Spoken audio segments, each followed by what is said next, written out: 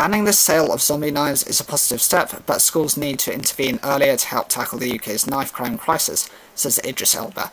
The actor, 52, has spent the last year making a documentary for the BBC about solutions to knife crime, during which he met victims' families, police officers and teenage offenders. In addition to early intervention, he said that ninja swords should be banned and even suggested domestic knives could be made less dangerous. Not all kitchen knives need to have a point on them. That sounds like a crazy thing to say, he adds, but you can still cut your food without the point on your knife, which is an innovative way to look at it. A total of 507 children were treated in English hospitals for knife injuries in the 12 months to April 2024, according to the latest figures analysed by the Youth Endowment Fund, YEF. I've got 3 kids, says Elba. As a parent, that's always going through your mind.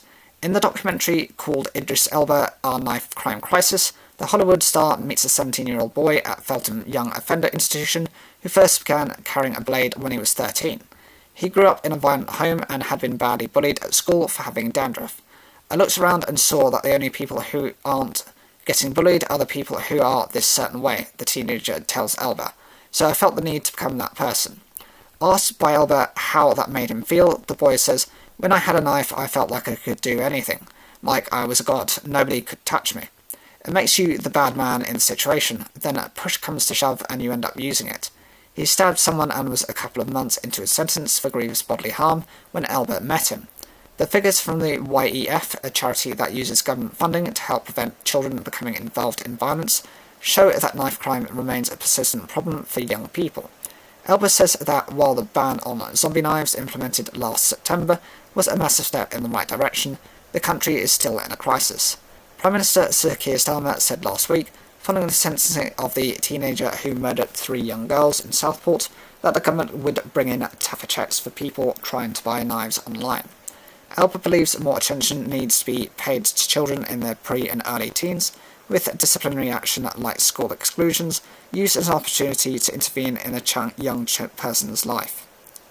When a young child is excluded, they're more likely to go towards a dark place, he says.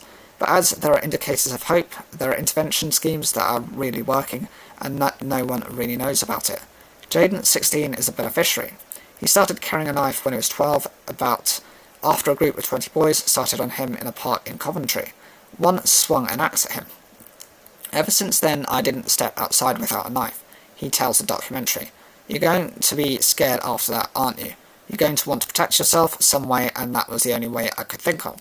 He was eventually referred to the Community Initiative to Reduce Violence, CIRV, which is operated by West Midlands Police.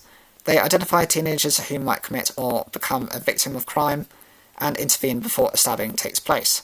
They then find education and career opportunities that suit each individual. They sought out Jaden as there were concerns of him being involved in gang activities and carrying a knife.